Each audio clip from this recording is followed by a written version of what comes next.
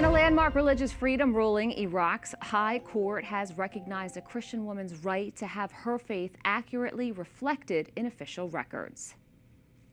Joining me now is Kelsey Zorzi, Director of Global Religious Freedom for the Alliance Defending Freedom International, whose organization supported Maryam's case, resulting in this landmark ruling. Kelsey, thanks so much for coming back on. Thanks for having me. Now, Maryam, a Christian, won this legal challenge. Can you explain to our viewers more about what the ruling affirms for her? Yes, so there are thousands of other Christians in Iraq and other religious minorities who are in a similar position where they are raised Christian. They were born into a Christian home, and then one parent converts to Islam. When that happens under Iraqi law, all of the children are automatically registered as Muslims, and that was the case with Maryam. And so when she reached the age 18, she determined that she wanted her official religion to be reflected in the government's database. This allows her to marry a Christian man. It allows her to partake in Christian inheritance practices, burial rites. It would affect future children that she might have.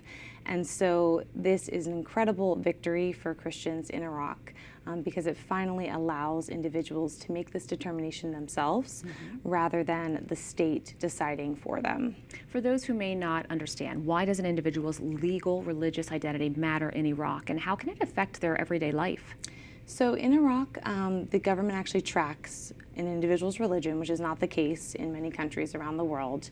And depending on the religion that is in the government's database, that determines where your children might go to school. It determines whether they have to partake in Islamic education courses. It determines where they would be buried. It determines what inheritance they might get. And for many individuals, the crucial issue is it determines who you can marry. And so a Christian woman would not, a Muslim woman would not be able to marry a Christian man if she's registered as Muslim. And so if this is erroneous, if she's actually Christian, she would be prevented from marrying a Christian man.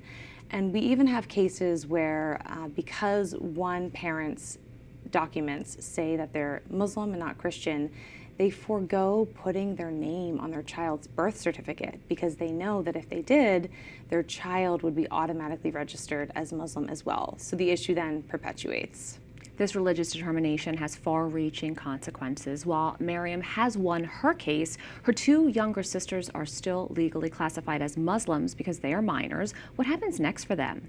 So we are hoping that this case, this victory at the highest court that deals with these matters, will open up a process for other individuals who are similarly situated so that they no longer have to go through all of these court cases to have their religion accurately reflected in the government's database. And so we are working with locals who will be working with the parliament and the government to streamline this process moving forward for other individuals.